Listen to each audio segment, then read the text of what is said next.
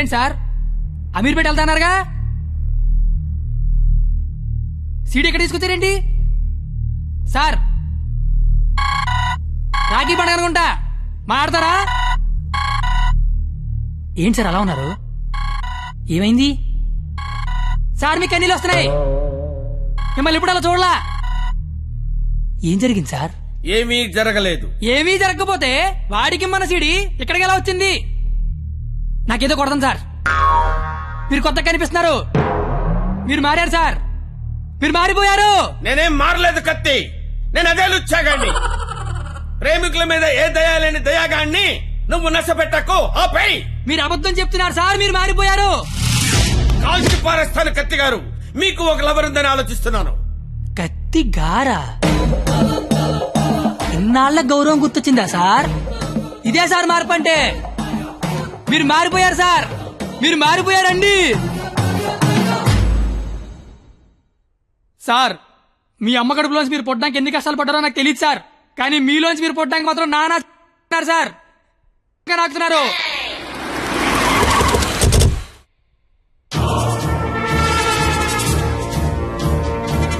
Sir, మీరు మారారని నేను, మారలేదని మీరు డిబేట్ అనవసరం. వాళ్లే చెప్తారు.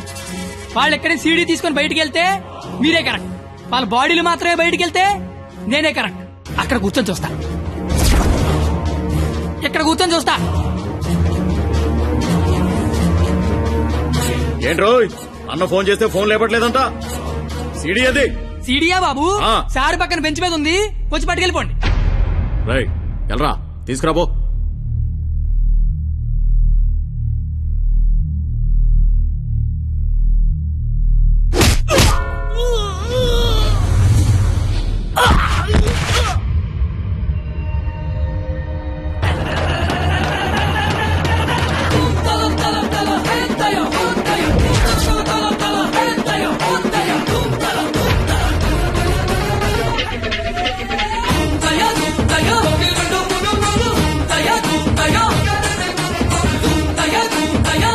బ్రహ్మీ మహాన్ పోలీస్.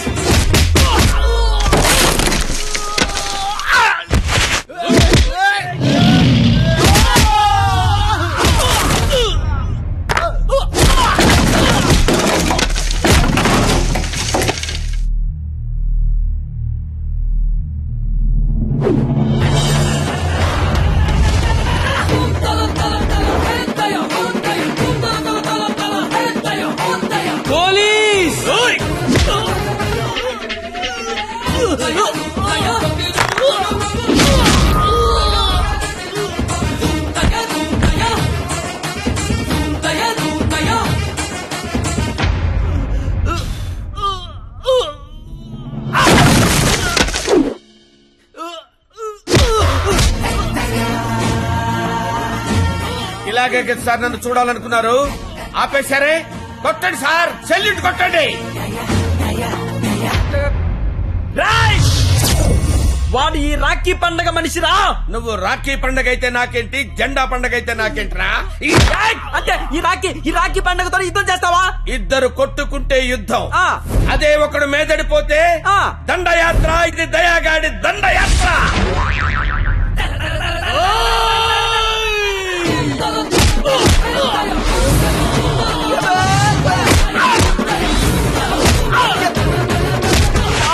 నా దగ్గర లంచం తీసుకున్న దయాగాడివి నాతోనే ఎక్కడ కెలకూడదో అక్కడే కెలికేవరా. నేను ముందే చెప్పాను కదా, నా ఈగో నా చుట్టూ వైఫై లా తిరుగుతుందని. అది ఇప్పుడు ఆన్ అయిపోయింది. యూజర్ నేమ్ దయా, పాస్వర్డ్ బ్రహ్మ.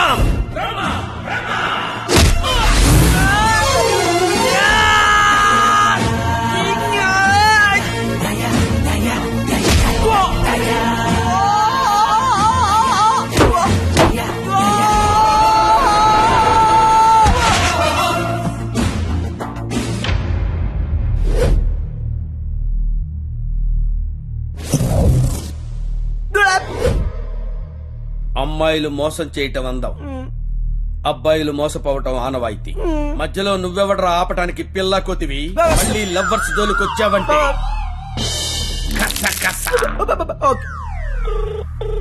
హలో హలో, ఎరా పొద్దున కల్లా వేస్తాను వేసావా? పొద్దుటి కల్లా వేయటానికి ఇది ఈనాడు పేపర్ అనుకున్నావా, ఇంట్లో ఇడ్లీ అనుకున్నావురా? ఈ దయాగాడి మనుషులరా. ఈసారి మా కత్తి జోలికి వచ్చావో నరుకుతానో నాకే తెలీదు. టెక్స్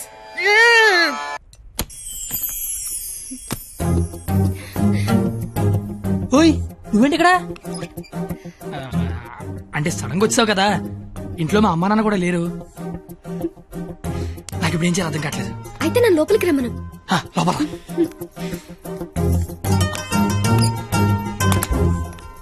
ఓయ్ సడన్ గా ఎంట్రీ ఏంటి? ఇంకొక రోజు అయితే మనం పందెం గెలిచేస్తాం కదా. అది చెప్పడానికి వచ్చావా? ఉహుం. మనం ఎలాగో గెలిచేస్తాం. ఆ తర్వాత లైఫ్ అంతా ఈ ఇంట్లోనే ఉండాలిగా. మా అత్తగారి ఇల్లు ఎలా ఉందో చూద్దామని. చూడు మరి. నువ్వు చూపించు. రా, ఇదే మా విశాలమైన హాలు. పద. ఇగో ఇదే మా డైనింగ్ టేబుల్. నెక్స్ట్ ఐటమ్ ఇదే మన బెడ్రూమ్. ఛీ, ఈ టైంలోనా? అత్తయ్య వాళ్ళు చూస్తే బాగోదు. అయినా సిగ్గులేదు నీకు.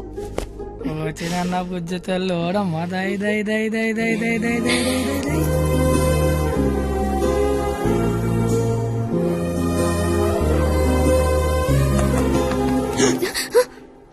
అయ్యో బాబు మీ నాన్న వస్తాడు, చూస్తే పెంట పెంట పెట్టేస్తాడు. టేబుల్ కింద అమ్మ దొరికిపోతాం. బాత్రూమ్ దాక్కు. మా నాన్న అక్కడికి వెళ్తాడు. బెడ్రూమ్ దాక్కు. ఏయ్, కొత్త ఐడియాలు రావా నీకు? ఇది మీ ఇల్లు కాబట్టి నేను దాక్కోవాలి, నువ్వు డోర్ తీయాలా? అదేం కుదరదు. నువ్వు వెళ్ళి దాక్కో, నేను వెళ్ళి డోర్ తీస్తా. బాబు చెప్పింది.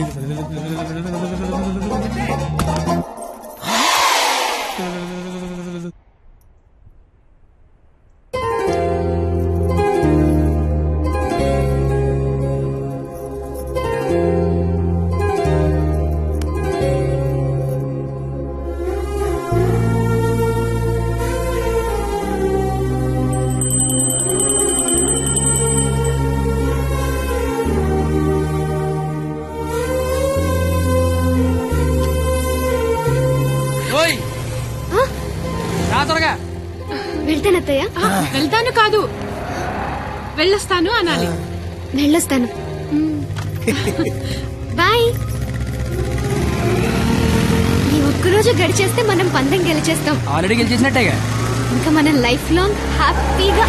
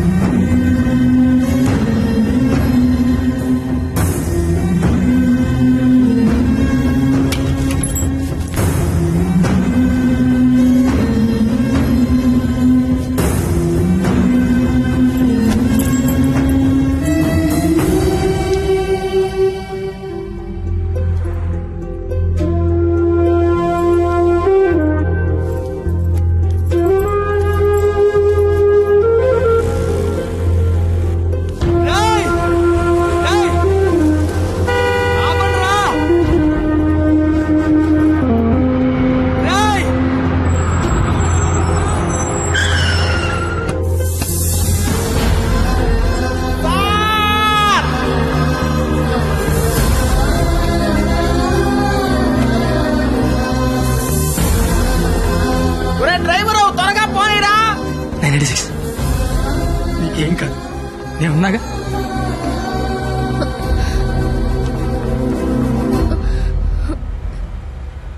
బ్లడ్ వస్తుందా?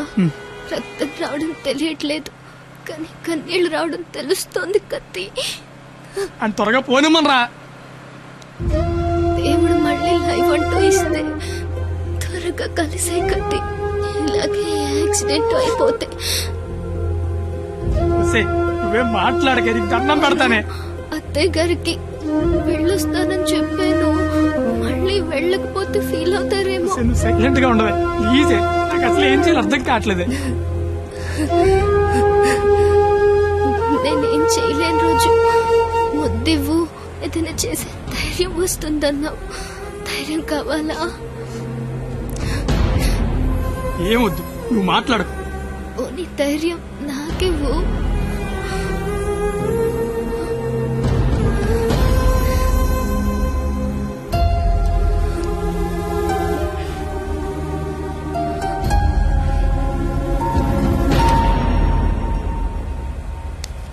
ఓయ్ 996 నిన్నే. 996 నేను నీతోనే మాట్లాడుతున్నాను. వినిపిస్తోందా? 996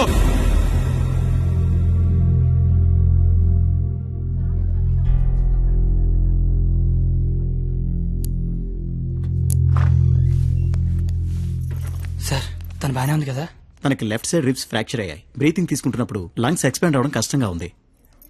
ఎంత టైంలో చేయించండి? Maximum 6 hours. సుమారుగా ఎంత ఖర్చు అవుతుంది? 3 lakhs దాకా ఖర్చు అవుతుంది. నాకు కొంచెం టైం కావాలి డాక్టర్. ఓకే, డబ్బు అరేంజ్ చేసుకోవాలి కదా. కానీ గంటకి తన కండిషన్ చాలా క్రిటికల్ అవుతుంది. ఈ 6 hours కూడా గ్యారంటీగా తను బతుకుతుందని చెప్పలేము.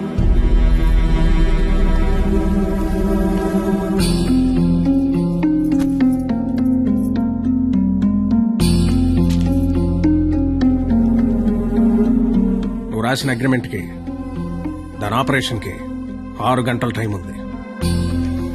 ఈలోగా నువ్వు డబ్బు తెచ్చి కట్టు. మరో క్షణం నేను ఓడిపోయిన సంతకం పెట్టేస్తా.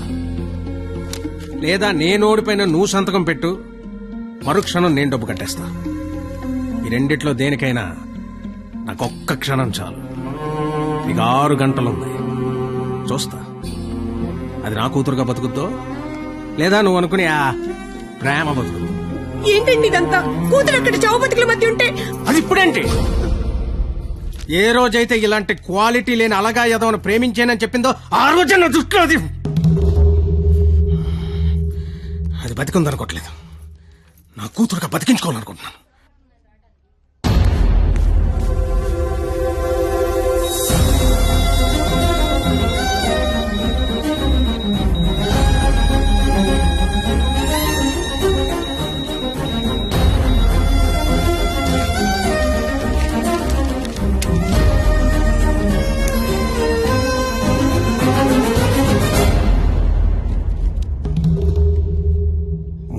లక్షలు అనేసరికి కనీసం ప్రయత్నం చేయకుండా ఎలా సంతకం పెట్టేస్తున్నాడు చూడు. ఈడి ప్రేమ ఖరీదు 3 లక్షలన్నమాట. నేనేం చేయలేనని నీకు తెలుసు. ఉన్నవే 6 గంటలు. ఇప్పుడు నేను డబ్బు కోసం పరిగెడితే మా నాన్న ఇల్లు అమ్మేసి మా ఫ్రెండ్ ఆటో అమ్మేసి ఇస్తారు. అవి నేను సంపాదించను కావు. ఆ ఏడాదించోడు 25,000 ఇస్తాడు. అదెందుకు సరిపోదు. అది అక్కడ ప్రాణాలతో కొట్టుకుంటుంది. ఇప్పుడు నాకు ఈ పందెం కంటే దాని ప్రాణమే ముఖ్యం. గెలిచినోడు గురించి అందరూ చెప్పుకుంటారు, ఓడిపోయినోడు అందరికీ కారణాలు చెప్పుకుంటాడు. ఈళ్ళగా నీలాంటోడికి ప్రేమించాను అని చెప్పడం మట్టి మీద మట్టి అని రాసినంత తేలిక. కానీ అది నిలబెట్టుకోవడం నీళ్లు మీద నీళ్లు అని రాసినంత కష్టం. పో, ఇంకెప్పుడూ నా జీవితంలో గానీ నా కూతురు జీవితంలో గానీ కనబడకో. పో, ఓడిపోతే కాళ్ల మీద పడి క్షమాపణ చెప్తానన్నావు.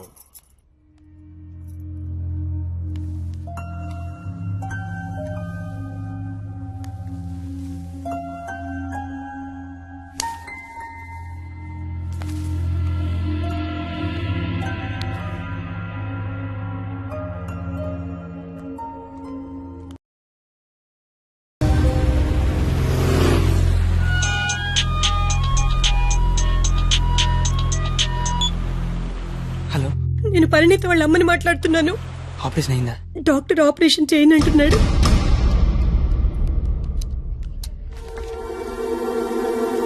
హలో సార్, నన్ను గుర్తుపట్టారా?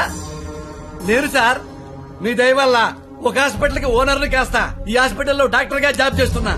మీ క్వాలిటీ దెబ్బకి బలైపోయిన చాలా మందిలో నేను ఒక్కడు సార్. గుర్తుపట్ల అంటే ఇప్పుడు ఆపరేషన్ చేయబోయేది నేనే సార్, కానీ చేయటల్లా మానేశా. ఇప్పుడే నిమిషం ముందు నిర్ణయం తీసుకున్నా.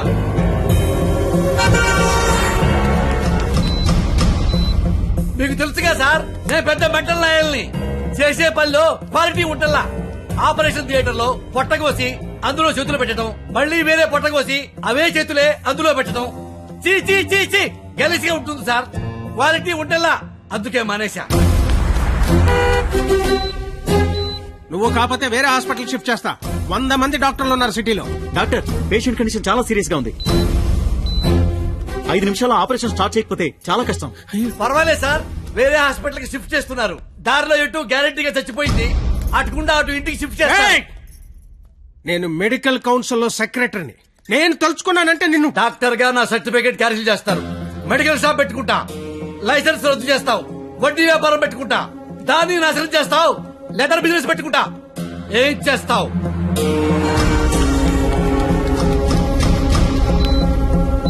ఈ అవకాశాన్ని వదులుకోను రాజా. నీ మీద కక్ష తెచ్చుకోవడం కోసం ఎంత దూరమైనా వెళ్తా. టాటా, చెయ్యు, బాయ్ బాయ్. పోనీ ఎంత డబ్బు కావాలో చెప్పండి, ఇస్తాను. ఏయ్! డబ్బిచ్చి ప్రాణాలు కొనుక్కునే కర్మ నీకుందేమో గాని నాకు లేదు. జీవితంలో క్వాలిటీ మరీ ఎక్కువైతే ఇదిగో ఇలా ఏడవాల్సి వస్తుంది. ఇలాగే ఏడవాల్సి వస్తుంది.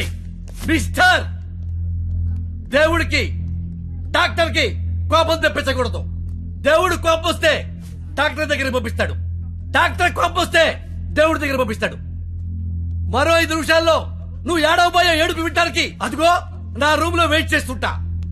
Good luck for me, bad luck for you. Thank you.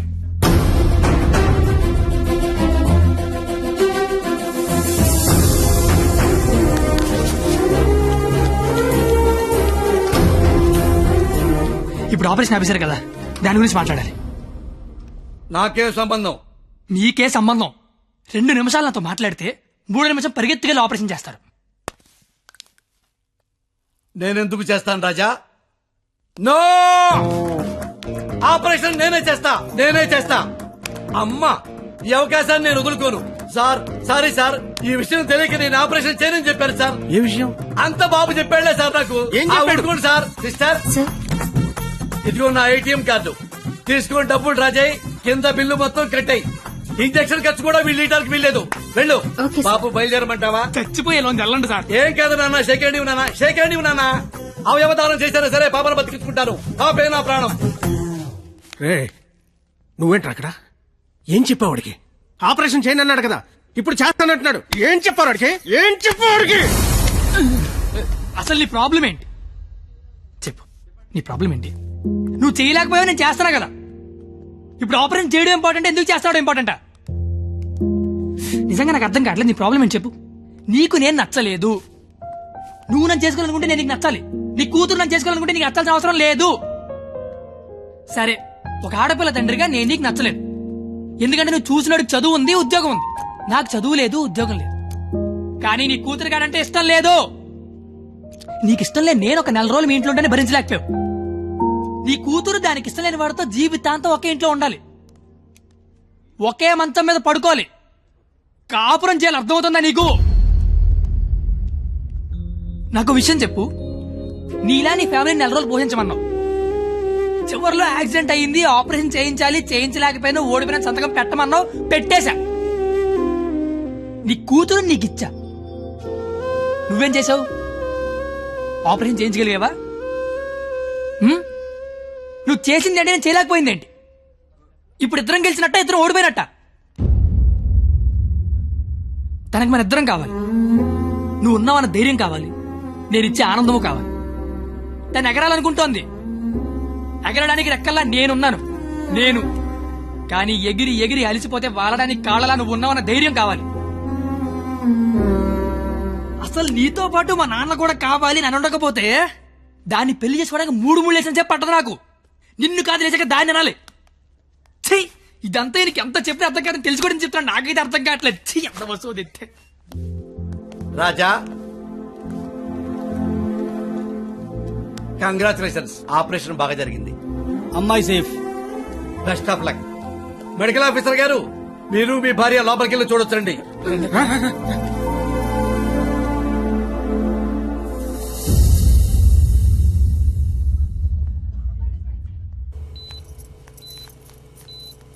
Parineeta AC of చేయమ్మా, ఆ, చల్లగాలి వస్తుంది.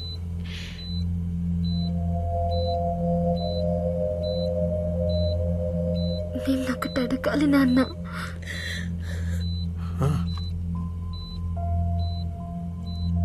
ఇన్నేళ్ల నుంచి నీకు కరెక్ట్ కూతురునని ప్రతి క్షణం ప్రూవ్ చేస్తూనే ఉన్నాను నాన్న. పరిణిత కానీ నువ్వు నాకు కరెక్ట్ నాన్నవని ఒక్కసారి కూడా ఎందుకు ప్రూవ్ చేయలేదు నాన్న? ఆ మాట వినగానే చచ్చిపోవాలనిపించింది. చచ్చిపోయాను.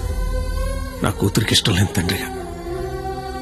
నా కూతురు వాడిని చేసుకుంటే తండ్రిగా నేను ఓడిపోతాను. నా కూతురు గెలుస్తుంది. కూతుర్ని ఓడించి తండ్రిగా గెలవడం కంటే కూతుర్ని గెలిపించిన తండ్రిగా గెలవడమే కరెక్ట్ అనిపించింది.